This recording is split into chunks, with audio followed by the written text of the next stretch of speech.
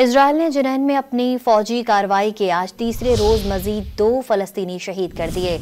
जनीन में अब तक 12 फलस्तीनी शहीद और 22 गिरफ्तार हो चुके। सेहूनी फौज ने मगरबी किनारे में रात गए फलस्तीनियों के घरों को नजर आतिश कर दिया। मगरबी किनारे जनीन कैंप में सैकड़ों फलस्तीनियों को बेघर करना शुरू कर दिया गया।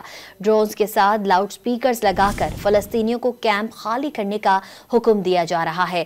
दूसरी जानिब गजा के मलबे तले मजीद 120 शहीद फलस्तीनियों की लाशें निकाल ली गई। इजरायल ने जनीन में अपनी फौजी कार्रवाई के आज तीसरे रोज मजीद 2 फलस्तीनी शहीद कर दिए।